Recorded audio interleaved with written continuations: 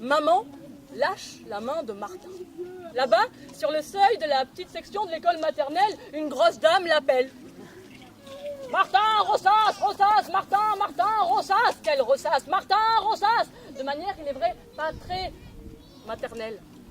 C'est pas vraiment ça qui l'incite à avancer, c'est qu'à côté de lui, il y a une horde de nains de jardin, grands comme lui. Alors il part en criant, en courant, et là commence la journée la plus époustouflante de son existence. Premier jour d'école maternelle. Oui, messieurs, dames, il en aura appris des choses. Par exemple que, vous savez pas, bleu et jaune, ça fait vert. Qu'un ver de terre coupé en deux, c'est pas rouge, mais que ça bouge. Que rouge et bleu, ça fait violet. Comme les betteraves qu'on aura fort heureusement toujours pas réussi à les faire manger. Que Boucle d'Or, elle a d'autres fans que lui, et vous savez quoi? Les filles, ça a toujours pas évolué. Ça fait encore pipi assis. Ça, quand même.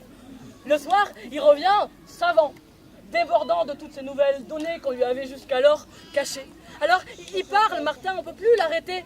Mais c'est quand même l'heure d'aller prendre son bain. Allez, Martin, on va prendre le bain. Attention, je te savonne. Quoi? Tu as rencontré un tractostégosaure, mais c'est très intéressant. Attention, je vais te shampouiner, ferme les yeux. Et tu veux l'inviter à dîner? Oui, c'est très intéressant. Comment ça pique? Je t'avais prévenu, Martin, tu peux pas dire que je t'ai pas prévenu. Comment ça, le tractostégosaure va venir, il va manger tout le monde à la maison? Ça va pas du tout au dîner. Mais à table, c'est la même histoire.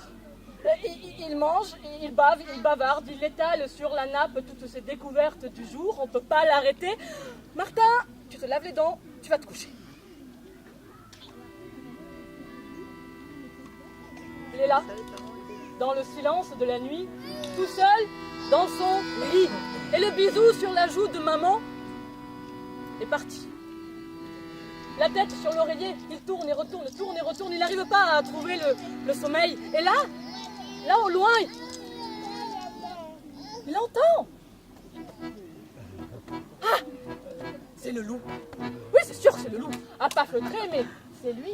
Celui-là dont nous a parlé la maîtresse à la récré. Ce loup que, s'il était là, il nous mangerait, mais comme il n'y est pas. Mais qu'est-ce qu'on en sait qu'il n'y est pas? Si Martin ne se lève pas, il ne saura pas. Debout sur son lit, le loup est parti. Martin se rallonge. Le loup est là, le loup vient pour lui. L'autre loup couard qui attend que sa proie soit en position détendue pour lui sauter dessus. Ça se passera pas comme ça. Martin se lève et prend avec lui son garde du corps, Joe le lapin, contre sa poitrine. Et il veille toute la nuit avec lui. Et le lendemain, maman s'étonne de retrouver Martin